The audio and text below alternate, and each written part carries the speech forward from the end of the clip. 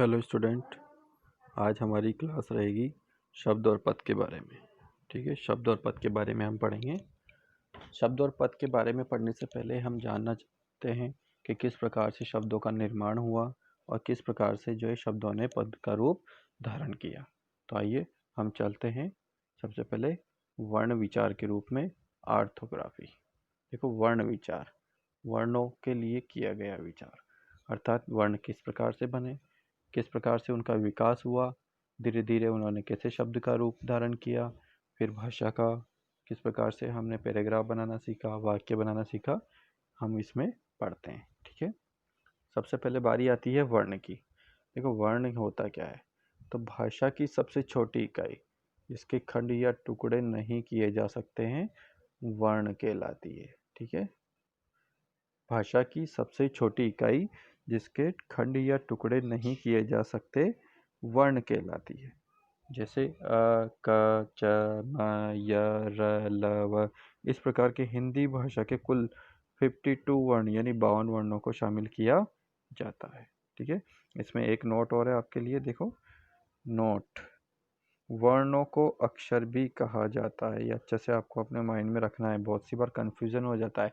वर्ण अलग होता है, अक्षर अलग होता है। जी नहीं, वर्ण और अक्षर एक ही होता है, क्योंकि भाषा की सबसे छोटी इकाई भी वर्ण होती है जिसके कोई खंड या टुकड़े नहीं किए जा सकते, और अक्षर भी भाषा की सबसे छोटी इकाई ही होता है। अक्षर का मीन्स मैं आपको बता देता हूँ। अक्षर का मीन्स क्या होता है? अक्षर क्या होता है? देखो, अक्षर का मतलब होता है अ यानी होता है नहीं, ठीक है, और शर यानी होता है कमी, अर्थात वे ध्वनियाँ जिनमें और कोई कमी नहीं की जा सकती। कमी का मतलब होता है टुकड़े करना। हम देख सकते हैं कि सबसे पहले हम कोई भी वर्ण देखते हैं, जैसे क को हम टुकड़े कर सकते हैं। कैसे? इसमें से हम हलंत लगा दें और स्वर को बाहर निकाल दें, तो इसका वास्तविक रूप जो होता है ये वाला, वो इस प्रकार का आधा क बन जाता है। ठीक है, आधा क हम लिखते हैं ना, क्योंकि वाला क्यों, तो ये होता है। अब इससे ज़्यादा और टुकड़े हम कर नहीं सकते, तो इसको हम इस रूप में भी लिख सकते हैं, लेकिन हलंत लगा करके। ठीक है, चलो। वर्णमाला, वर्णों के व्यवस्थित समूह को वर्णमाला कहते हैं। वर्णों के व्यवस्थित समूह, व्यवस्थित समूह का मतलब क्या होता है? व्यवस्थित समूह का मतलब होता है हम वर्णों का ग्रुप इस प्रकार से रखना है कि एक के बाद एक निश्चित क्रम हो। जैसे इसमें सबसे पहले स्वर बोला, स्वर रखा जाता है, और बाद में व्यंजन, यानी आपको पहले स्वर रखना है। स्वर में सारे पूरे 11 स्वर आ जाएंगे आपके, फिर उसके बाद व्यंजन वर्णों का इसमें इस्तेमाल किया जाएगा। ठीक है, जो 33 होते हैं, और अन्य व्यंजनों में हम देख सकते हैं पूरे 8 होते हैं। तो इस प्रकार कुल मिला के हमारे पास 52 वर्ण हो जाते हैं। ठीक, वर्णों से हिंदी भाषा का विकास क्रम। वर्णों से हिंदी भाषा का विकास कैसे हुआ? तो वर्ण, तो भाषा की सबसे छोटी इकाई वर्ण होते हैं। हिंदी के कुल 52 वर्ण होते हैं, हम ये जानते हैं अच्छे से। अब वर्णों से मिलकर क्या बना है? वो शब्द। वर्णों से मिलकर क्या बना है? शब्द। तो ध्यान रखें, शब्द की जो डेफिनेशन बनेगी वो ये बनेगी, वर्णों का व्यवस्थित समूह ही शब्द कहलाता है। ठीक है, वर्णों का सार्थक समूह ही शब्द कहलाता है। सार्थक का मतलब होता है कोई ना कोई उसका अर्थ होना चाहिए। ऐसे नहीं आपने बोल दिया बतरस। अब बतरस क्या है? कुछ नहीं हो, लेकिन बतरस को हम सारे वर्णों को जमा कर लिखें, शरबत बनता है, तो शरबत एक पेय पदार्थ के रूप में काम में लिया जाता है। ठीक है, आगे चलते हैं। वाक्य, देखो हमने शब्द बना लिया था, अब शब्द से मिलकर क्या बना रहे हैं हम? वाक्य बना रहे हैं। तो शब्दों से मिलकर क्या बनता है? वाक्य। जैसे कमल घर जाता है, यहाँ 4 शब्दों का प्रयोग किया गया है। देखो, कमल भी है, घर भी है, जाता भी और है भी है, तो कुल मिला के यहाँ कितने शब्द का इस्तेमाल किया गया है? 4। तो वाक्य की परिभाषा क्या बनेगी? शब्दों का ऐसा समूह जो व्याकरण नियमानुसार विशेष क्रम में संयोजित हो। विशेष क्रम, पहले कर्ता, फिर कर्म, फिर क्रिया। ठीक है, इस प्रकार से ये इसका फॉर्मूला होता है हिंदी में। इंग्लिश में थोड़ा सा डिफरेंट होता है, उसमें कर्ता यानी सब्जेक्ट पहले आता है, फिर उसके बाद वर्ब यानी मेन वर्ब आती है, क्रिया, और अंत में ऑब्जेक्ट यानी कर्ता के रूप में, कर्म के रूप में आता है। ठीक है, चलो आगे चलते हैं। वाक्य, वाक्य देखो, वाक्य से मिलकर क्या बना रहे हैं हम? अनुच्छेद। जैसे इंग्लिश में क्या बोला जाता है? पैराग्राफ। हमें ये चीज़ याद रहती है, हमें अनुच्छेद के बारे में इतना पता नहीं होता है, तो पैराग्राफ को भी आप याद रख सकते हैं। इंग्लिश में पैराग्राफ और हिंदी में अनुच्छेद। ये वाक्यों का समूह होता है, ग्रुप होता है। हम जैसे मान लो किसी के बारे में लिख रहे हैं, महात्मा गांधी के बारे में लिख रहे हैं, गांधी जी के बारे में हम लिख रहे हैं, तो हमने बहुत अच्छा लिखा कि महात्मा गांधी का पूरा नाम मोहनदास करमचंद गांधी था, उनका जन्म गुजरात के पोरबंदर में 2 अक्टूबर 1869 को हुआ। ठीक है। अ, फिर उन्होंने देश के लिए इतने अच्छा जो है अहिंसात्मक आंदोलन भी किए। ठीक है। उन्होंने किस प्रकार देश को आज़ादी दिलाई, तो ये पूरा क्या एक पैराग्राफ बन चुका है, देखो आप। ठीक है। तो इसमें कितने सारे हमने वाक्य लिखे हैं, तो ये पूरा एक वाक्य जो क्या कहलाएगा, ये पूरा एक अनुच्छेद यानी पैराग्राफ कहलाएगा। ठीक है। चलो आगे चलते हैं। अब अनुच्छेद से मिलकर क्या बन रहा है, निबंध। अनुच्छेद से मिलकर क्या बन रहा है, एक निबंध बन रहा है ना। तो 5 से 6 अनुच्छेद मिलाकर के एक निबंध बना लेते हैं, जैसे दिवाली का निबंध। ठीक है। चलो और देखो, दिवाली का निबंध। अब निबंध से मिलकर क्या बनेगा, उपन्यास, नोवेल, कई निबंधों का समूह जैसे गोदान। ठीक है। जैसे इसमें क्या होता है, इंग्लिश में नोवेल बोलते हैं इसको। ठीक है। तो इस नोवेल के अंतर्गत हम देख सकते हैं कि इसमें कई निबंध जो होते हैं, निबंध होते हैं, कथाएं होती हैं, बहुत सारे कथाएं भी होती हैं, तो हम इनको देख सकते हैं। तो हम यहाँ पर इसका पूरा एक साथ सार के रूप में देख सकते हैं। देखो, सबसे पहले बारी आती है वर्ण की। वर्णों से मिलकर क्या बना, शब्द। वर्णों से मिलकर शब्द बना, शब्द से मिलकर वाक्य, वाक्य से मिलकर अनुच्छेद, अनुच्छेद से निबंध, निबंध से उपन्यास। ठीक है। चलते हैं हम आगे। वर्णों के प्रकार। हिंदी वर्णमाला में कुल 52 वर्णों का विभाजन निम्न प्रकार से है। ठीक है। देखिए, हिंदी वर्णमाला में कुल 52 वर्णों का विभाजन इस प्रकार से। सबसे पहले स्वर की बारी आती है। स्वर की संख्या 11 होती है। जिन वर्णों के उच्चारण में अन्य किसी वर्ण की सहायता की आवश्यकता नहीं होती है, उच्चारण के लिए स्वतंत्र होते हैं, स्वर कहलाते हैं। ठीक है। अ, आ, ई, उ, ऊ, री, ए, ऐ, ओ, औ। ये ध्यान रखें, आपको ऐसे ही बताना है। अब मात्रा है, जो अ की कोई मात्रा नहीं होती है, बाकी सब की मात्राएं होती है। ठीक है। बाकी सब की मात्रा होती है, केवल एक अकेला शख्स है अ। ये क्या करता है, मात्रा नहीं लगाता है, ये किसी भी शुद्ध व्यंजन को उसको पूरा बनाता है। ठीक है। चलो आगे चलते हैं। अ की कोई मात्रा नहीं होती है, अ स्वर केवल व्यंजन को पूरा बनाता है। जैसे हम देखो, यहाँ पर मैं आपको बताता हूँ। देखो, यहाँ क में हलंत लगा हुआ है, इसका मतलब है ये वाला जो क है वो हाफ क है। हाफ क बनाते हैं हम, मैं आपको ऊपर से बना के बताता हूँ। हम क्योंकि लिखते हैं तो इस प्रकार से हम आधा क बनाते हैं। तो इस आधा क को पूरा बनाया किसने, इसमें अ जोड़ करके स्वर जोड़ दिया, तो ये इस प्रकार का पूरा क बन जाएगा। ठीक है। तो ध्यान रखें, व्यंजन जो है वो क्या करता है, अ के साथ या किसी स्वर के साथ मिलकर के पूरा बनाता है, उसकी मात्रा बनाता है। अ केवल उसको पूरा बनाने का काम करता है। एक और बात आपको नोट ध्यान देने वाली बात है, देखो, यदि किसी व्यंजन के नीचे हलंत लगा होता है तो उसमें स्वर शामिल नहीं रहता है। जैसे क का क मैंने बताया, क इसमें स्वर शामिल नहीं है, ये ध्यान रखना है आपको। ठीक है। चलो, व्यंजन। जिन वर्णों के उच्चारण में स्वर वर्णों की सहायता की आवश्यकता होती है, जिन वर्णों के उच्चारण में स्वर वर्णों की सहायता की आवश्यकता होती है, वे वर्ण व्यंजन कहलाते हैं। ठीक है। और व्यंजनों की संख्या मूल रूप से 33 होती है, 33। कैसा होती है, देखो, क, ख, ग, घ, ङ, च, छ, ज, ञ, ठ, ठ, ड, ढ, ण, त, थ, द, ध, न, प, फ, ब, भ, म। इस प्रकार ये 25 हो गए। ठीक है।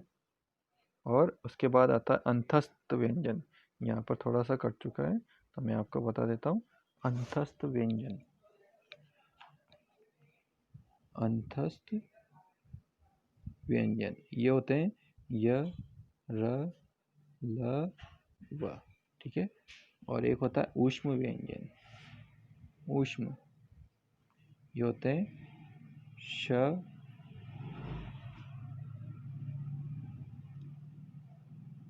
श श स ह। ठीक है, तो ये पूरे 8 हो गए। 4 य र ल व श श स ह, ये 8 हो गए। तो यानी हमारे पास 25 + 8 दोनों मिलकर हो गए हमारे पास 33। ठीक है, चलते हैं। अन्य व्यंजन संयुक्त व्यंजन या अयोगवा होते हैं। संयुक्त व्यंजन के अंतर्गत हम देख सकते हैं, इसमें आता है श्र, जो श और र से मिलकर बनता है। क्ष, क और श से बनता है। इसकी स्पेलिंग भी KSH से स्टार्ट होती है, ध्यान रखना आपको अच्छे से। ठीक है, त्र, त, र। ठीक है, स्वर कोई सा भी हो सकता है, आपको विशेष ध्यान रखने की बात है। और ज्ञ, ज और ऐ से होता है। ज्ञान को विज्ञान बोलते हैं। बाबा रामदेव जी के बारे में आपने सुना होगा, वो खुद जो है ज को ज्ञ को ज और ऐ बोलते हैं, दोनों को एक साथ बोलते हैं, इसलिए ज्ञान बोलते हैं, ज्ञान। ठीक, तो ध्यान रखें आप इस, आपको ये ध्यान रखना है, स्वर कोई सा भी प्रयोग किया जा सकता है। जैसे श्री हो तो यहाँ पीछे ई लग जाएगा। ठीक, आगे चलते हैं। अयोगवा, वे ध्वनियाँ जो न तो स्वर में काउंट की जाती है और न व्यंजन में, वह 3 प्रकार की होती हैं। पहला होता है अनुस्वार, जो हम ये बिंदु लगाते हैं, जैसे गंगा के ऊपर लगा हुआ है, देखो ये बिंदु, इस बिंदु को ही हम अनुस्वार बोलते हैं। जिन वर्ण की ध्वनि नाक से निकलती है उसे नासिक के व्यंजन कहते हैं। ठीक है, अर्थात वही अनुस्वार कहलाता है। और जिस वर्ण की ध्वनि नाक के साथ साथ मुख से भी निकलती है, यहाँ तो सिर्फ नाक से निकल रही थी, यहाँ पर नाक और मुंह दोनों से निकलेगी, वो अनुनासिक है। जैसे गांव, चंद्र बिंदु जो होता है ये अनुनासिक ही होता है। ठीक, फिर आता है विसर्ग। विसर्ग के अंदर देख सकते हैं, विसर्ग का उच्चारण ह के रूप में होता है, जैसे प्रातः। ठीक है, चलो अब आता है हमारा मुख्य रूप से टॉपिक, शब्द और पद। सबसे पहले हम देखो, यहाँ पर लिखा हुआ है साफ साफ, हम यहाँ पर देखते हैं, वर्णों के मेल से, वर्णों के मेल से बने सार्थक ध्वनि समूह को शब्द कहते हैं। मैंने बताया था आपको, सार्थक का मतलब होता है अर्थ वाला, अर्थात हमें शब्द जो बनाना है वो ऐसा बनाना है जिसका कोई ना कोई अर्थ अवश्य निकलना चाहिए। ठीक है, तो शब्द भाषा की सबसे छोटी अर्थवान इकाई कहलाती है। शब्द क्या है? भाषा की सबसे छोटी अर्थवान। तो आपसे पूछा जाए अर्थ के आधार पर, अर्थ के आधार पर भाषा की सबसे छोटी इकाई क्या कहलाती है? तो याद रखना शब्द, और भाषा की सबसे छोटी इकाई वर्ण। लेकिन अगर अर्थ को आधार मान लिया जाए तो आपको शब्द ही बताना है। ठीक है, अर्थ की दृष्टि शब्द रूढ़ होते हैं, प्रत्येक शब्द का एक निश्चित अर्थ होता है। कमल एक विशेष प्रकार के फूल के लिए प्रयुक्त होता है, इसी प्रकार सभी शब्दों का कोई ना कोई अर्थ जरूर होता है। ठीक है, अब देखो इसमें शब्दों के भेद दिए हुए हैं स्रोत के आधार पर। तत्सम, तद्भव, देशज, विदेशी, यानी संस्कृत वाले संस्कृत से जो हिंदी में आए हैं, देशज जो हमारे ही देश में उत्पन्न हुए हैं, और विदेशी जो विदेशी भाषाओं से हमने सीखे हैं अर्थात प्रयोग में लिए हैं। और रचना के आधार पर रूढ़, जिसका कोई ज़्यादा टुकड़ा नहीं कर सकते, जैसे राम। यौगिक, जैसे औषधालय, औषधन, आलय। ठीक है, डाकघर, डाक और घर। योग रूढ़, योग रूढ़ वो होते हैं जिनके 2 शब्दों से मिलकर के कोई तीसरा अर्थ निकलता है। ठीक है, जैसे चंद्रशेखर, चंद्र है शिखर पर जिसके, अर्थात शंकर भोलेनाथ। ठीक है, तो अर्थ के आधार पर एक अर्थ वाला, अनेक अर्थ वाले, समानार्थी वाले, विपरीतार्थी, जिसे अपोजिट भी बोलते हैं, विलोम। ठीक है, अब चलते हैं, देखो पद। शब्द तो हमने सीख लिया, पद क्या था। वाक्य में प्रयोग किए जाने पर शब्द बन जाते हैं, ये सीधी सी परिभाषा है। तो आपको ये लगेगा वाक्य में प्रयुक्त शब्द व्याकरणिक नियमों से बंधे होते हैं। तो आपको क्या परिभाषा बतानी है? जब किसी शब्द का व्याकरण नियमानुसार वाक्य में प्रयोग किया जाता है तो वह शब्द ना होकर के पद बन जाता है। तो ध्यान रखें, शब्द और पद में क्या अंतर है? जब किसी शब्द को व्याकरण नियमानुसार वाक्य में प्रयोग कर लिया जाता है तो वही क्या बनता है? वो पद बन जाता है। ठीक है, क्या बनता है? पद। ठीक, कैसे? जैसे लड़का, अब लड़का क्या है कि लड़का एक शब्द है। ठीक है, वाक्य में शब्द का कहीं प्रयोग भी हो सकता है। तो लड़का खेलता है, तो लड़का खेलता है, ये तीनों पद हैं। लड़के खेलते हैं, ये भी पद है।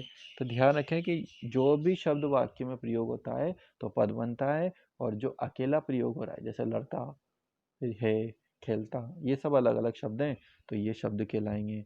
लेकिन जब उसका एक सेंटेंस बना दें, हम वाक्य बना दें, तो उस वाक्य में सारे शब्द क्या कहलाएंगे? पद कहलाएंगे। ये मुझे ध्यान रखना है, ठीक है। अब शब्द और पद में क्या अंतर है देखो। शब्द भाषा की स्वतंत्र इकाई होते हैं। शब्द भाषा की स्वतंत्र इकाई होते हैं। ध्वनि समूह शब्द कहलाता है, ठीक है। जब शब्द वाक्य में प्रयुक्त होते हैं तब वे पद बन जाते हैं, मैंने आपको बताया, ठीक है। सार्थक स्वतंत्र शब्द प्रयुक्त होने पर 4 शब्दों का रूप बना है। चिड़िया, पिंजरे में बंद है, ये 1 2 3 4 5, ये 5 शब्द हैं इसमें। इन पांचों शब्दों को आप क्या कहेंगे? ये पद कहेंगे, क्योंकि ये व्याकरण नियमानुसार यहाँ पर नहीं। चिड़िया सब्जेक्ट कर्ता के रूप में, पिंजरा ऑब्जेक्ट के रूप में आ रहा है, ठीक है। मैं ये कारक के रूप में आ रहा है, बंद है ये क्या है? एक क्रिया के रूप में आ रहा है। तो ये इस प्रकार से हमने व्याकरण नियमानुसार पढ़ा है कि पद जो है, जब किसी शब्द का व्याकरण नियमानुसार वाक्य में प्रयोग किया जाता है तो उनका रूप बदल कर वो पद बन जाते हैं, तो उन्हें ही पद कहा जाता है। इसका विशेष आपको ध्यान रखना है, ठीक है। तो आपको इस शब्द और पद का आपको अभ्यास करना है। धन्यवाद।